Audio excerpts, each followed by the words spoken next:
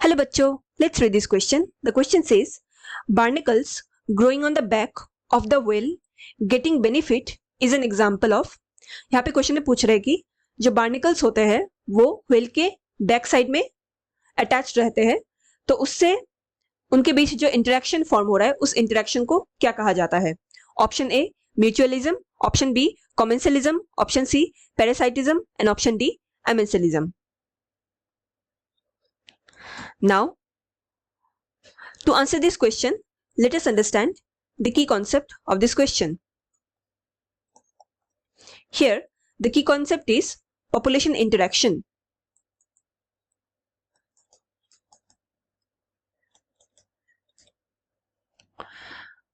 Population interaction कई types के होते हैं.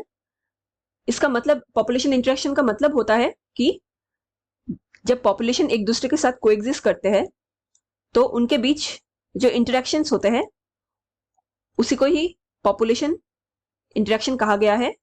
एंड इनके कई टाइप्स होते हैं. पहला टाइप है म्यूचुअलिज्म. इसमें जो दोनों स्पीसीज है उनको दोनों को ही बेनिफिट प्रोवाइड होता है. Second type is competition. इसमें क्या होता है, दोनों को ही नुकसान हो जाता है. जैसे कि अगर एक ऑर्गेनिज्म एक प्रेडेटर अपने प्रे को कंटिन्यूसली कंज्यूम करते रहे तो एक टाइम के बाद वो प्रे खत्म हो जाएगा. एंड प्रेडेटर सिंस और कोई दूसरा प्रे मौजूद नहीं होगा तो उनका भी ग्रोथ रेट डिक्लाइन होना शुरू हो जाएगा. सो कंपटीशन में दोनों ही स्पीसीज को नुकसान भुगतना पड़ता है. Next type of interaction is predation. इसमें एक स्पीसीज को बेनिफिट मिलता है और दूसरे स्पीसीज को नुकसान. जैसे कि लायन जब डियर को खाता है तो लायन को बेनिफिट हो गया बट डियर उसका नुकसान हो जाएगा. Next type of interaction is parasitism. इसमें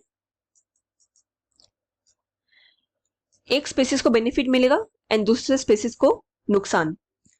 तो जितने भी पैरासाइट्स प्रेजेंट होते हैं वो अपने होस्ट ऑर्गेनिज्म को उनसे न्यूट्रिशन डिराइव करता रहेगा एंड होस्ट ऑर्गेनिज्म वीक पड़ता जाएगा. Next interaction is commensalism.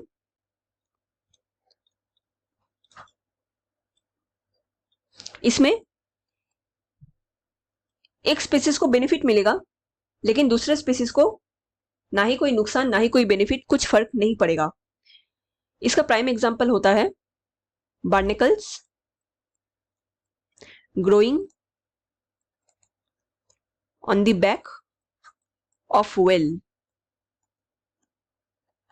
Barnacles क्या करते हैं, ये व्हेल के बैक में खुद को चिपका लेते हैं, अटैच करा देते हैं.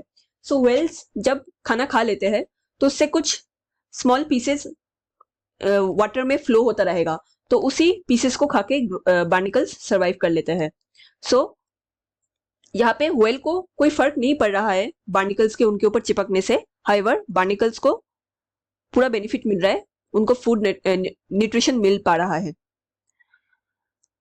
And the last type of interaction is amensalism. इसमें क्या होता है, एक स्पीसीज को नुकसान भुगतना होता है और एक स्पीसीज को कोई फर्क नहीं पड़ता. इसका एग्जांपल होता है किसी डेंस फॉरेस्ट में जो टॉल ट्रीज होते हैं वो शॉर्ट ट्रीज को ओवरशैडो कर देते हैं, जिसकी वजह से उन शॉर्ट ट्रीज तक सनलाइट अच्छे से नहीं पहुंच पाता एंड वो शॉर्ट ट्रीज का ग्रोथ स्टंट हो जाता है या खराब हो जाता है. तो यहाँ पे जो टॉल ट्रीज है उनको कोई फर्क नहीं पड़ा कि उनके वजह से शॉर्ट ट्रीज ठीक से सर्वाइव नहीं कर पा रहे. So now here in the given question it is said barnacles growing on back of the whale getting benefit is an example of. So the correct answer here is option B commensalism. Mutualism का example होता है between fig and wasp and lichens. fig एक fruit होता है and इस fruit के अंदर wasp जो एक फ्लाई होता है वो अपने अंडे को इस फ्रूट के अंदर ले कर सकता है एंड ये जो फिग है इन रिटर्न उनको नरिशमेंट प्रोवाइड करता है. And at the same time अपने जो पोलेंस होते हैं ये इन वास्प के जरिए अपने पॉलिनेशन प्रोसेस को भी बेनिफिट ले लेते हैं। तो दोनों में ही बेनिफिट होता है। Lichens again fungal and algae का एसोसिएशन है, दोनों को ही बेनिफिट मिलता है। ऑप्शन सी पैरासाइटिज्म, ये भी करेक्ट स्टेटमेंट नहीं है इस क्वेश्चन का। पैरासाइटिज्म में बाहर से कोई एक ऑर्गेनिज्म अपने होस्ट ऑर्गेनिज्म को कंटिन्यूसली उससे न्यूट्रिशन लेते रहेगा एंड होस्ट ऑर्गेनिज्म वीक पड़ता जाएगा। एमेंसेलिज्म में क्या होता है, एक स्पेसिस को नुकसान भुगतना होता है और दूसरे स्पेसिस को कोई फर्क नहीं पड़ता। So the correct answer here is option B, commensalism. Hope you understood it well. Best of luck.